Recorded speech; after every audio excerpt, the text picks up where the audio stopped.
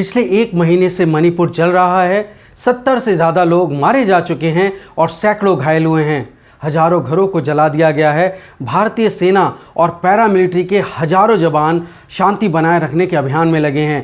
3 मई को कुकी और मैतेई के बीच जब हिंसा शुरू हुई तो उसके बाद से अब 29 मई को जाकर गृह मंत्री अमित शाह मणिपुर पहुंचे हैं। अपने 4 दिवसीय मणिपुर प्रवास के दौरान गृह मंत्री ने सिविल सोसाइटी के लोगों से दूसरे दिन मुलाकात की है, लेकिन इस बीच मणिपुर के पूर्व मुख्यमंत्री एबोबी सिंह और इंडियन नेशनल कांग्रेस के एक डेलीगेशन ने राष्ट्रपति द्रौपदी मुर्मू को एक 12 सूत्रीय ज्ञापन सौंपा है। कांग्रेस ने बीजेपी लीडरशिप पर मणिपुर की अनदेखी करने और मणिपुर के सांप्रदायिक हिंसा के लिए सीधे सीधे जिम्मेदार होने के आरोप लगाए हैं।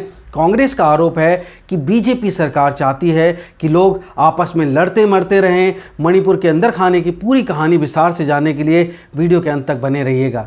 जयराम रमेश का आरोप है कि मणिपुर में 2 ही बार सांप्रदायिक हिंसा हुई, एक प्रधानमंत्री अटल बिहारी वाजपेयी के कार्यकाल में 2001 में और अब एक 22 साल के बाद प्रधानमंत्री नरेंद्र मोदी के कार्यकाल में। जयराम रमेश का आरोप है कि पिछले साल मार्च में चुनाव जीतने के लिए बीजेपी ने जिन कुकी मिलिटेंट ग्रुप के साथ गुप्त समझौता किया, आज बीजेपी उन्हीं को हिंसा के लिए जिम्मेदार ठहरा रही है। मणिपुर के 15 साल तक मुख्यमंत्री रहे कांग्रेस नेता एबोबी सिंह का आरोप है कि 3 मई को जो हिंसा शुरू हुई वो रोकी जा सकती थी, लेकिन ऐसा लगता है बीजेपी की राज्य सरकार और बीजेपी के नेतृत्व वाली केंद्र सरकार की मंशा हिंसा रोकने की है ही नहीं, बल्कि ऐसा लगता है कि वो किसी गुप्त एजेंडे के तहत काम कर रहे हैं। एबोबी सिंह का आरोप है कि चाहे जो भी संस्था हो, चाहे वैली की हो या हिल की हो, मणिपुर की टेरिटोरियल इंटीग्रिटी के साथ में किसी भी हालत में कोई समझौता नहीं होना चाहिए। एबोबी सिंह जो 31 मई को वापस इम्फाल पहुंचेंगे, वो गृह मंत्री अमित शाह से भी मुलाकात करने की कोशिश करेंगे। मणिपुर प्रदेश कांग्रेस कमेटी प्रेसिडेंट किशम मेघाचंद्र सिंह ने कहा है कि सैकड़ों लोग मारे गए, हजारों घर जल गए, न खाना है, न पानी है, न ज़रूरत की चीज़ें हैं। मिलिटेंट्स ने नेशनल हाईवे तक को तोड़ दिया है। मेघाचंद्र सिंह का आरोप है कि chief minister N Biren Singh ने खुद ही कबूला है कि स्टेट के होम डिपार्टमेंट और इंटेलिजेंस डिपार्टमेंट की फेल्योर की वजह से हिंसा भड़की है। उन्होंने सवाल किया कि क्या मणिपुर भारत में है? अगर है तो प्रधानमंत्री नरेंद्र मोदी चुप क्यों हैं? अमित शाह कल ही मणिपुर पहुंचे हैं। इल्ज़ाम लगाया उन्होंने, मणिपुर एक छोटी सी बॉर्डर स्टेट है, हिंसा 1 से 2 दिनों में ही नियंत्रित की जा सकती है, लेकिन हिंसा 1 महीने से चल रही है, आखिर क्यों? कांग्रेस के भक्त चरण दास ने कहा कि होम मिनिस्टर के मणिपुर दौरे के 2 दिन पहले हिंसा और बढ़ गई, ऐसा आरोप उन्होंने लगाया। 3 मई से शुरू हुई ताज़ा मणिपुर हिंसा में लगभग 74 लोग मारे जा चुके हैं, जबकि सैकड़ों लोग घायल हुए हैं। हिंसा की शुरुआत चूड़ाचांदपुर जिले के तोरबंग इलाके में 3 मई को मैतेई समुदाय की शेड्यूल ट्राइब का दर्जा दिए जाने के खिलाफ निकाले जा रहे ट्राइबल सॉलिडारिटी मार्च के दौरान हुई। इस प्रोटेस्ट मार्च को कुकी और नागा संगठन all tribal student union Manipur ने ऑर्गेनाइज किया था। अप्रैल महीने में मणिपुर हाईकोर्ट ने राज्य सरकार को 4 हफ्ते के अंदर मैतेई समुदाय को शेड्यूल ट्राइब का दर्जा देने के लिए सिफारिश जो है वो केंद्र सरकार को भेजने के लिए कहा था। तोरबंग में हथियारों से लैस भीड़ ने मार्च के दौरान मैतेई समुदाय के लोगों पर हमला कर दिया। इस हमले के बाद मैतेई समुदाय से भी जवाबी हमला हुआ और हिंसा पूरे राज्य में भड़क गई। हिंसा का दूसरा कारण जो बताया जा रहा है वो तथाकथित प्रोटेक्टेड फॉरेस्ट लैंड में कुकी गांवों को खाली कराना बताया जा रहा है। पहले से ही मैतेई समुदाय के खिलाफ कुकी और नागा भड़के हुए थे और ये दोनों घटनाओं ने एक तरह से आग में घी डालने का काम किया। अब अगर ऐतिहासिक दृष्टि से देखें तो बाकी नॉर्थ ईस्ट की तरह ही मणिपुर में भी कई समुदाय हैं और एक दूसरे पर विश्वास काफ़ी कम है। मैतेई जनसंख्या का लगभग 60% है, जबकि कुकी 25% हैं, तो नागा 15%। अधिकतर मैतेई जो हैं वो इम्फाल वैली में रहते हैं और कुकी नागा हिल डिस्ट्रिक्ट्स में रहते हैं। मैतेई अधिकतर हिंदू हैं जो प्रकृति की पूजा करते हैं। लगभग 8% मैतेई जो हैं वो मुसलमान भी हैं, जिन्हें मैतेई पंगाल कहा जाता है। 1993 में मणिपुर के मैतेई हिंदू मुसलमानों के बीच भी काफ़ी हिंसा हुई थी। मैतेई ज़्यादातर शिक्षित हैं, व्यापार और राजनीति में भी उनकी खूब चलती है और वो कुकी और नागा से काफ़ी आगे हैं। कुकी और नागा क्रिश्चियन हैं।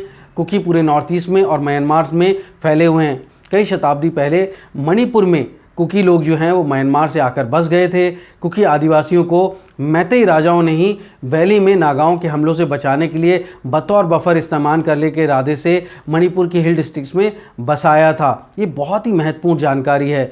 जब नागालैंड में इंसर्जेंसी हुई तो नागा मिलिटेंट्स ने ये भी दावा किया कि कुकी उन इलाकों में रहते हैं जो अलग नागा स्टेट होने चाहिए। 1993 में नागा और कुकी समुदाय के बीच में भी संघर्ष हुआ और इस संघर्ष में सैकड़ों कुकी मारे गए। वैसे तो नागा और कुकी एक दूसरे के खिलाफ ही रहते हैं, लेकिन जब मैतेई के खिलाफ बात हो तो वो दोनों इकट्ठे हो जाते हैं और एक तरह से मैतेई से संघर्ष करते हैं।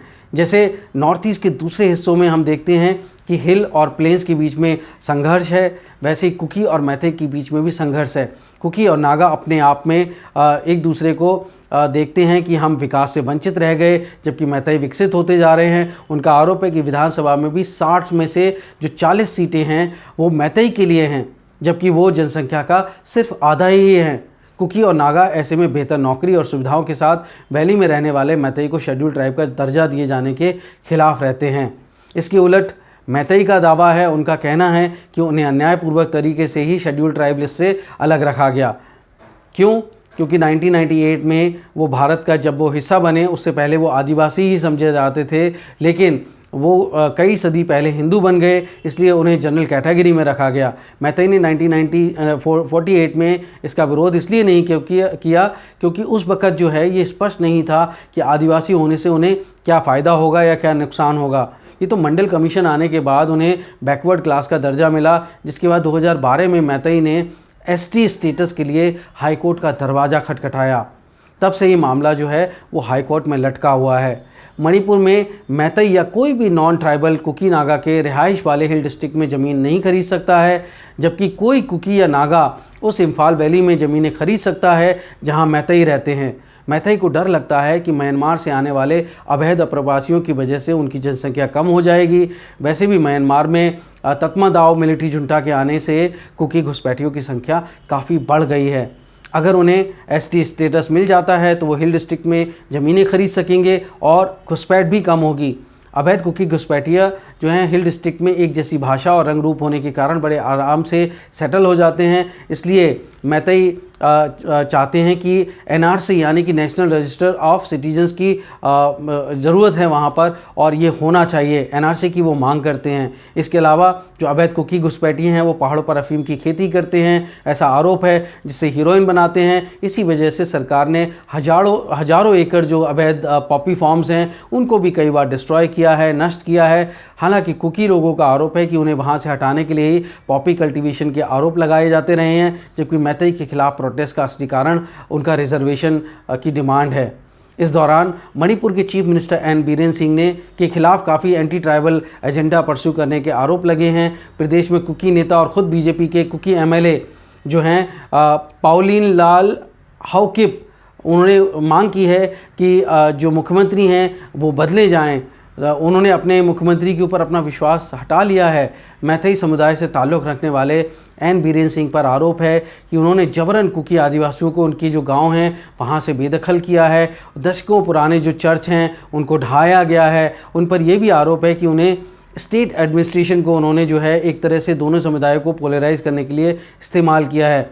यहाँ तक कि पत्रकार किशोर चंद्र वानखम को नवंबर 2018 में देशद्रोह के आरोप में महज इसलिए गिरफ्तार कर लिया गया कि उन्होंने मुख्यमंत्री बीरेन सिंह को केंद्र सरकार की कठपुतली कहा था। मणिपुर हिंसा और हालात के बारे में आप क्या सोचते हैं? कमेंट बॉक्स में लिख के ज़रूर बताइए। जय हिंद, वंदे मातरम।